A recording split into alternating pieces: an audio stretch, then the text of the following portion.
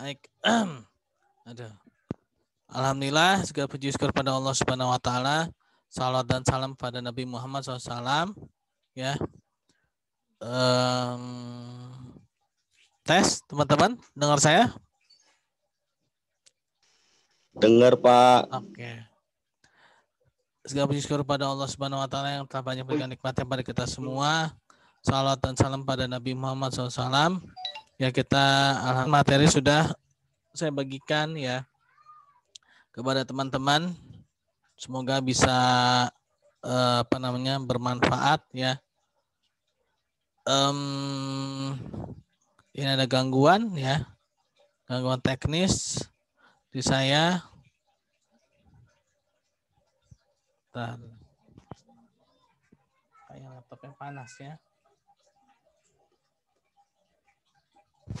Baik teman-teman, aspek pewarnaan ya. Oh, layout dulu nih, layout kemarin belum ya?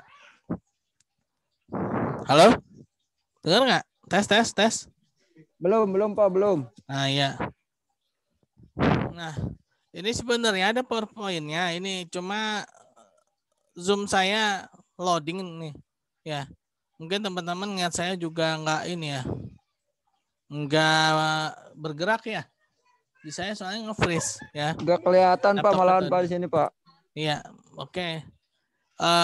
Sebenarnya itu ada di materi yang saya share beberapa minggu yang lalu. Itu desain web yang kelima ya. Jadi mengenai layout. Di sini ada beberapa ini ya, aspek penting mengenai mendesain sebuah web ya. Yaitu web itu harus komunikatif, estetis, dan ekonomis ya. Komunikatif itu maksudnya ya walaupun dia tidak interaktif ya, tidak berkomunikasi secara langsung, maksudnya itu dia dapat menginformasikan ya, web itu jadi bisa menginformasikan apa yang dibutuhkan oleh si pengguna web ya. Jadi sifatnya itu dia benar-benar memberikan informasi gitu ya, langsung komunikatif. Walaupun memang ada sekarang itu ada kolom chat ya di beberapa web ya, dia disediakan fasilitas kolom chat untuk berkomunikasi, tapi artinya bukan hanya ke situ, melainkan ini dia lebih kepada sifatnya yang informatif sehingga orang yang membaca web itu dia mengetahui informasinya ya. Lalu estetis yaitu kepantasan ya. Jadi sebuah web itu didesain agar memiliki kelayakan ya, kepantasan, keharmonisan ya. Jadi web itu bentuknya sangat baik lah gitu ya, sangat bagus. Jadi dia susunannya juga sangat teratur. Ekonomis, dia tidak memakan space memori yang terlalu besar.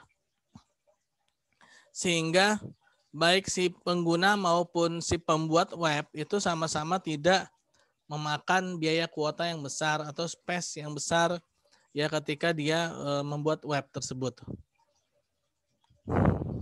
Nah, di sini dikatakan bahwa hendaknya seorang web designer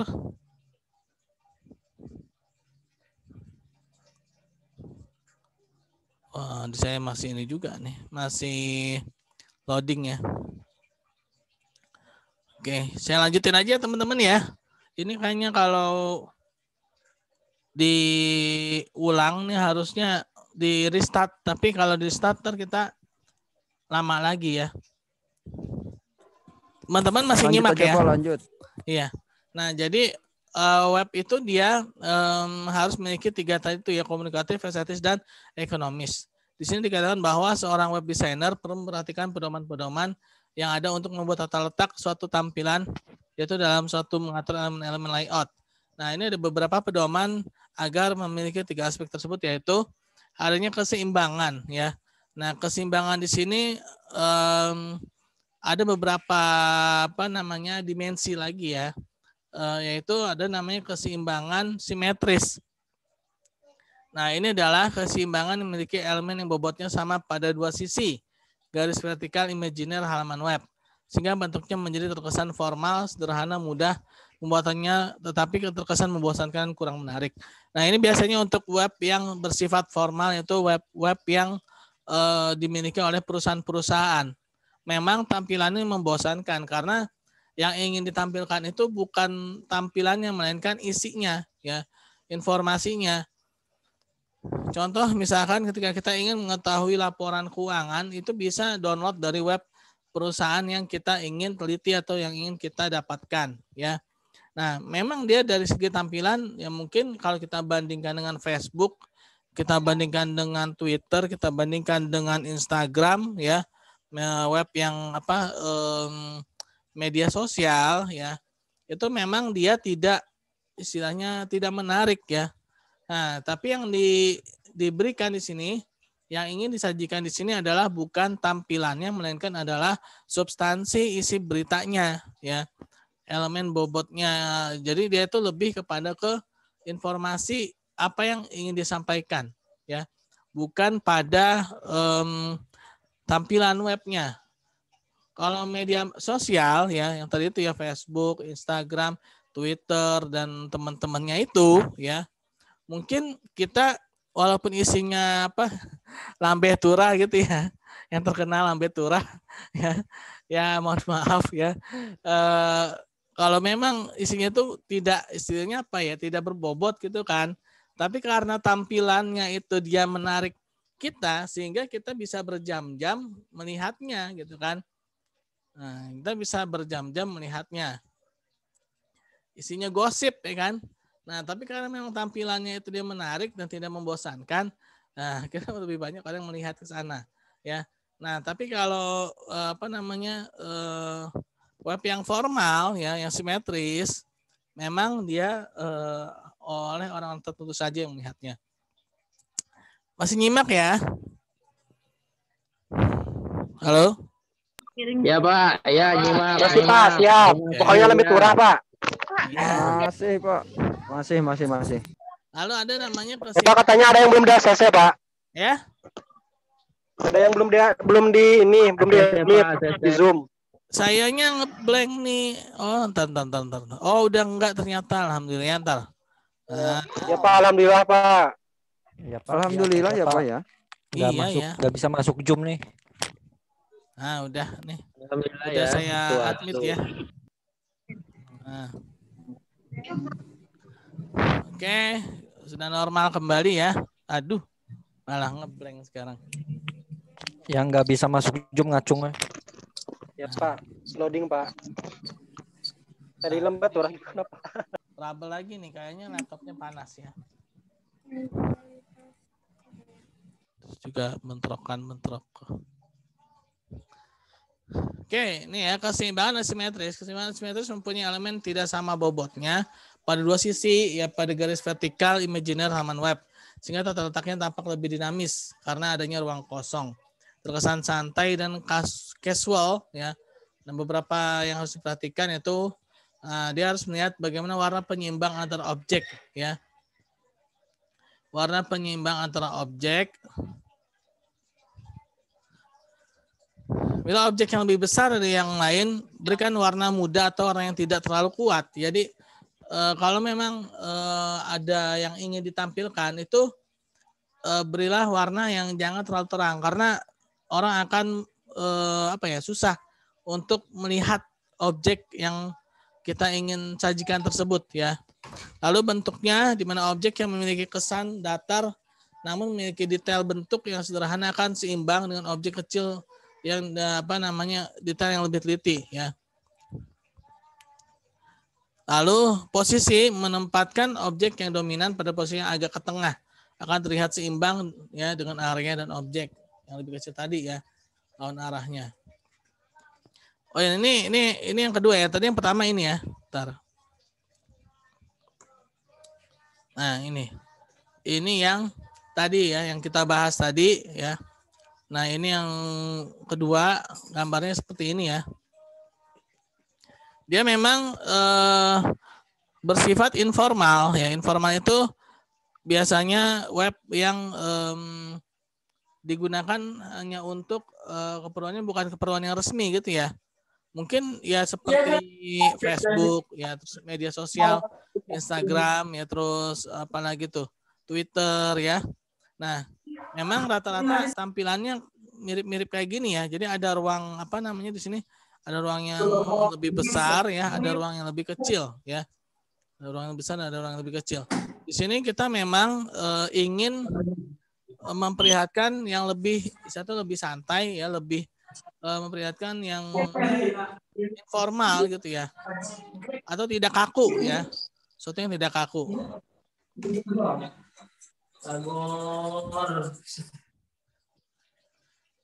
Lalu ada keseimbangan radial, ini sebenarnya dia bulat ya, melingkar ya dari titik tengah suatu objek. Keseimbangan radial lebih mudah untuk diimplementasikan karena objek akan seimbang bila objek berada di tengah. Untuk itu, dengan menempatkan objek pada posisi tengah, maka desain akan nampak seimbang. Ya. Nah, ini radial juga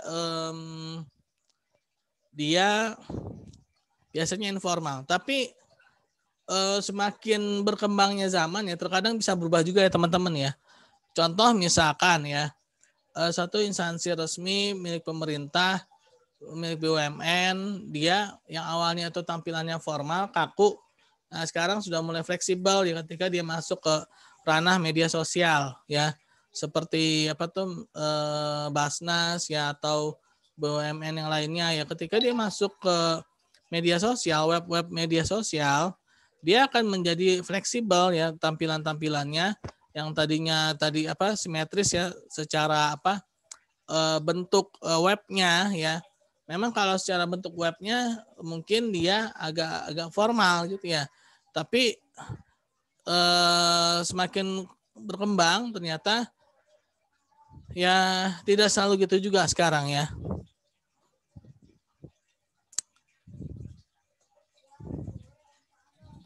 Nah, kontras. Di sini diperlukan warna yang kontras ya. Diperlukan untuk menonjolkan bagian yang dianggap lebih penting. Nah, jadi ini menandakan yang prioritas ingin diperlihatkan ya. Nah, kontras ini dapat dinyatakan dengan membedakan ukuran serta warna dari elemen-elemen layout. Misalkan ada yang paling gede gitu kan ya tampilannya ya. Terus warnanya ada yang diterangkan ya, istilahnya dikerengin gitu ya bahasanya ya. Disilaukan ya. Nah, ini memang dia tujuannya untuk memperlihatkan isi yang paling penting dari web tersebut ya. Lalu pemberian kontras pada suatu objek haruslah kontrasnya positif. Karena jika kontras yang diberikan negatif, maka objek tersebut akan menjadi samar-samar. Ya, maksudnya dia lebih terang gitu. Maksud itu jadi kontras itu yang lainnya itu tidak terang, dia terang sendiri. Jangan terbalik gitu ya. Yang lainnya terang, nah ini dikontraskan dengan yang tidak terang atau yang samar-samar. Sehingga orang yang membacanya pun malah terbalik jadinya. Yang tadinya ingin membaca berita yang ingin dikontraskan malah membaca berita yang tidak dikontraskan warnanya ya. Nah, bahkan tidak terlihat karena terserap oleh background ya. Jadi warnanya itu dia harus lebih terang daripada background.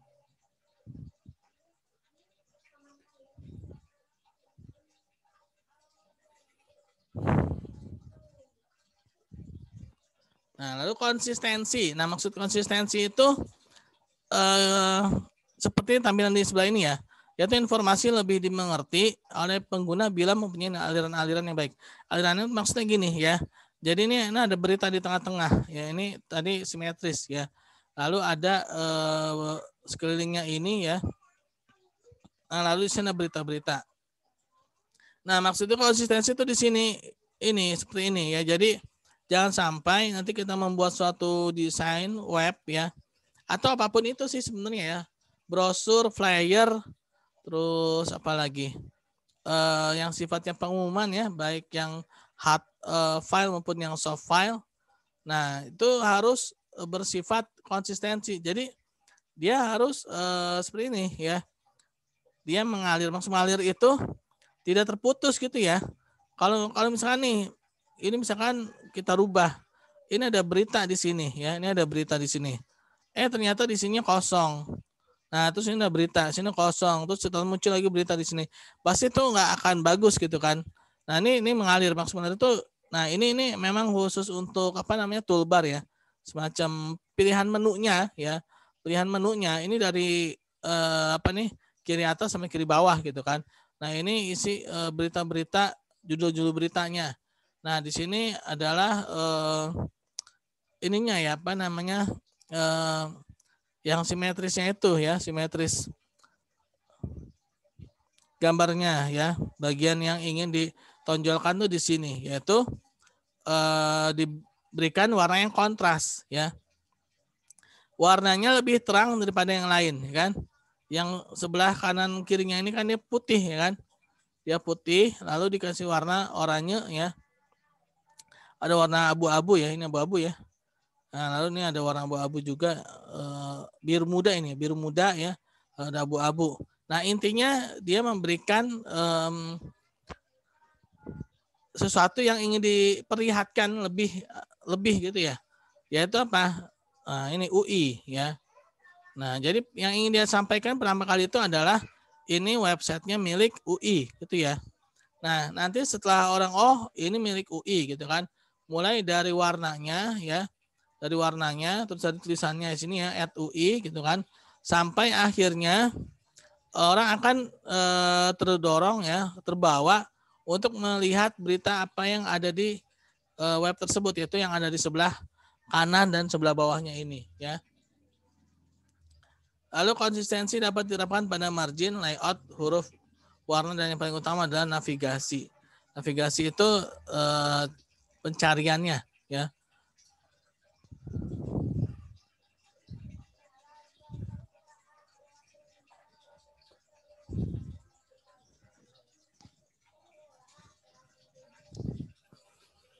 Nah, ruang kosong. Ruang kosong dibentuk dengan berbagai cara sehingga dapat menambah kesan elegan dan kesempurnaan pada di suatu desain ya. Nah, ini ruang kosong ya. Nah, ini juga ingin memperlihatkan bahwa ini bagus gitu ya. Kita bisa bayangkan kalau misalkan ya di web ini ya, dia isinya penuh gitu kan. Di sini nggak ada ruang kosong, ini masuk ke sini nih ya. Berita ini masuk sini pokoknya dirapetin. Nah, mungkin secara nilai ekonomis ya, tapi secara estetikanya kurang ya, karena terlihat apa ya kalau dibilang tuh berantakan gitu ya, terlihat berantakan dan kurang rapi sehingga orang yang ingin membacanya pun menjadi jenuh ya, menjadi apa ya kalau dibilang tuh membosankan ya. Akan membuat orang bosan untuk melihat berita dari web tersebut ya. Nah, kalau ini kan dia dikasih ruang kosong di sini memang sengaja ya, agar orang tidak jenuh ketika melihat berita tersebut ya. Ditambah lagi ada gambarnya di sini ya. Lalu di sini dikatakan bahwa lebih banyak ruang kosong dilihat sebagai sesuatu yang lebih atau sesuatu yang mahal dan dapat memberikan posisi tertentu dalam kaitan brand sebuah perusahaan dengan target penjualan dengan konsumen kelas atas atau posisi desain itu sendiri ya. Jadi memang suatu web yang mahal ya, dalam artian tuh untuk kelas-kelas tertentu memang dia banyak ruang kosongnya, tapi bukan berarti dia tidak estetis ya. Dia tetap estetis ya, memiliki nilai-nilai keindahan. Nah, tapi dia sangat menarik ya. Menarik dan tidak membosankan orang yang melihatnya. Oh ya, teman-teman masih dengar saya? Halo? Masih Pak, aman. Ya. Saya Masih, soalnya Pak. gambarnya nggak keluar ya, nge-freeze ya. Aman. Aman Pak, aman. Oke. Amandemen. Amandemen ya. Aman, Pak. Lanjutkan. Nah, di sini jadi salah satu fungsi ruang kosong adalah untuk memberikan nilai estetis ya, nilai keindahan ya. Nilai keindahan dari suatu web.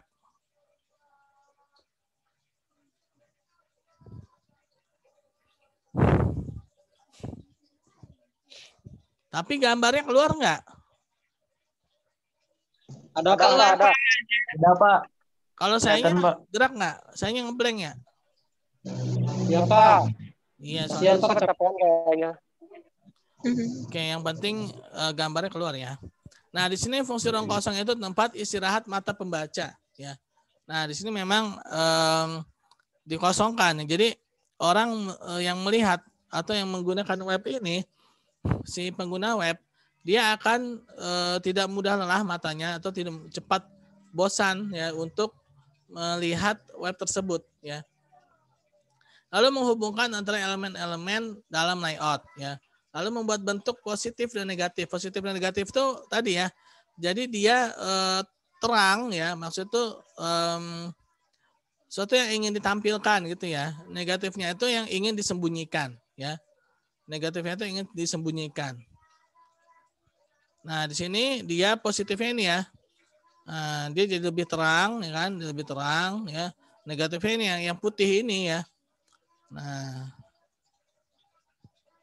jadi seperti itu teman-teman ya. Ini fungsi ruang kosong. Memberikan nuansa 3 dimensi ya, menegaskan sebuah elemen, mempermudah pemahaman layout ya. Jadi adanya ruang kosong ini, layout pun jadi terlihat rapih ya.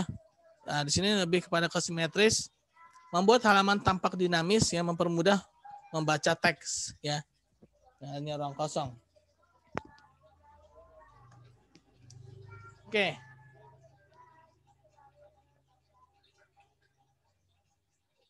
Lalu mana lagi nih? Ya Pak. Materinya yang kemarin mana ya?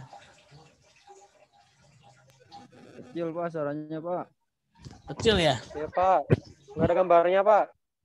Iya ini saya enggak, yang tadi udah. Nah ini kita lanjut ke pertemuan berikutnya. Ya Pak.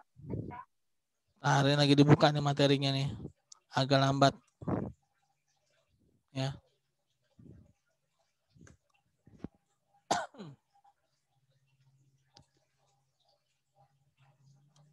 Ini laptop saya kayaknya agak panas ya. Jadi pakai dari tadi. Jadi dia lambat.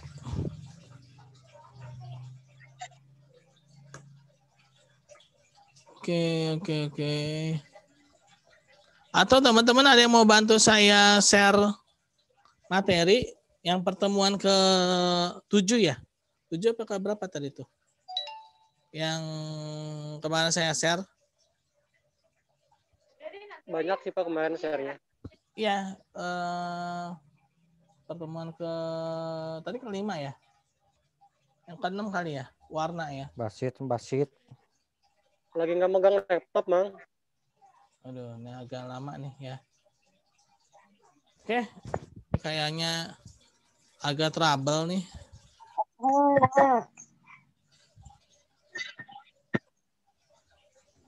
Yang penting kemarin materi udah terima ya, tolong dibaca ya. Tolong dibaca. Ya udah Pak. Terus kalau memang udah, alhamdulillah. Ya ada yang ingin ditanyakan nggak? Pas Pak. Kapan kita kuliah tatap muka, Pak? Tatap muka ya. Sebenarnya saya hari ini mau ke kampus ya. Nah, hari ini saya mau ke kampus, tapi kalau pagi ya. Jadi gini teman-teman, kenapa saya pilih online ya? Karena ada yang kelas sore ya. Saya khawatir, apalagi yang malam ya. Saya khawatir mereka nggak kejar ketika saya ke kampus itu waktunya perjalanannya bisa 2 jam sampai 3 jam ya. Nah, kalau yang sore kan kalau nggak salah mulai jam 5-an ya. Apa jam 4 ya? Kalau nggak salah jam 5 deh. Kalau yang sore tuh sekitar 4:30 sampai jam 4 gitu ya. Nah, kalau yang sore mungkin masih bisa sih. Nah, tapi yang malam ini ya. Karena kan Sabtu ini saya ada juga yang malam. Nah, kalau saya ke kampus, ini yang malam suka nggak kekejar waktunya ya.